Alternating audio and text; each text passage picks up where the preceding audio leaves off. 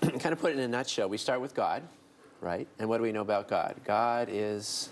Okay, I'm going to guess he's love. God is love. All right. And not just God is loving, but God literally is love. That's God's inner nature. But we also know from Christian revelation that God is one, but God is three persons at the same time. It's very interesting. There's no other belief, religion that understands that. Mm-hmm. So I grew up with that as a Catholic schoolboy, and I knew that, and I could pass the tests, and it didn't really mean anything to me. And when I started doing this work, I realized, or it was pointed out to me, that if God is love, God has to be more than one person. There's a relationship. Yeah. How many people do you have to love? Minimum. At least two, At least I would two. say.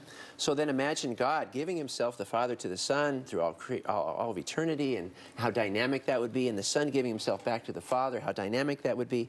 And you know when you're around people that are in love, how you can almost feel it, right? Imagine God in love with God. And we actually understand that to be the third person of the Holy Trinity. So God has to be three people, logically speaking, if God is love. So we start with that.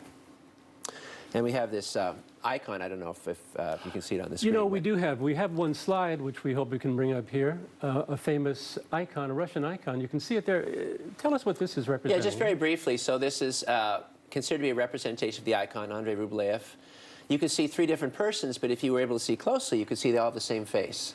And that's the way the artist shows. There's a, you know, we could do a whole lecture just on the thing. But they're all in positions of deference to each other. The hands are pointed down, the feet are pointed out the face, and that's the way the artist shows the love between the three of them. And this is the Trinity. This is it represents the Holy Trinity. Of the Holy Trinity, but also the visitors to Abraham's tent Mamre, at Mamre, whom he fed and who gave him the good news. Huh? Yes. Yeah. So here is the naked icon by itself. That's now, the if we Trinity. can see our second shot of the Trinity, this icon altered somewhat. So we have God who is love, and a trinity of persons.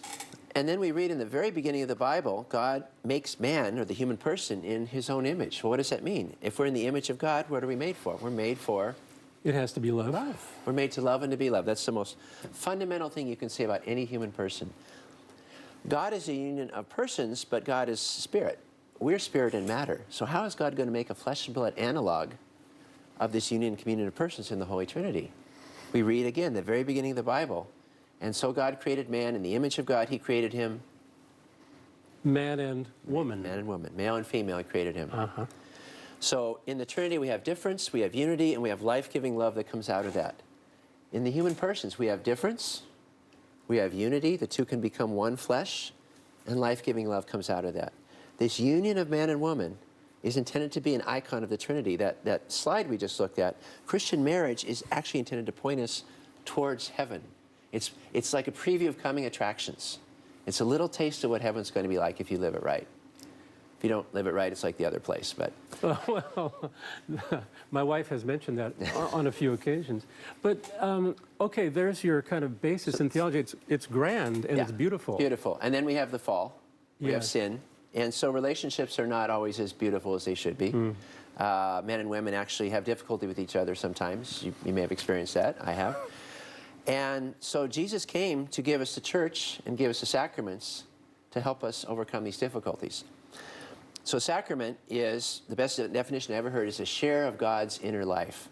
God's life is, God is... You know, he's love. Love. A relationship of Relationship of love. So this grace from the sacraments gives us the ability to love others in a way we could not on our own, a supernatural ability to love.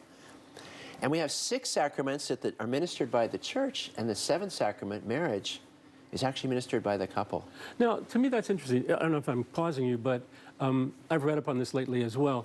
So the couple ministers the sacrament to one another. They are the agents of this sacrament, not a priest. Not the church. What does the priest do? What does the church do? The priest is a witness. The priest or deacon is a witness. So there's an official witness of this sacrament taking place.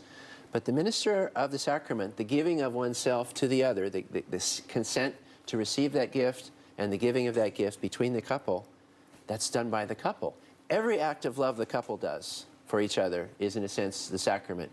But most particularly when they come together as husband and wife, that's a renewal of their wedding vows. That's a renewal of the sacrament. And most people don't seem to realize that. All right, you're saying sexual life in marriage is the renewal of the wedding vows, of complete gift of self to the other. Yes. So the greatest love in all of human history is Jesus. He gives himself to us freely, fully, to the end faithfully and fruitfully.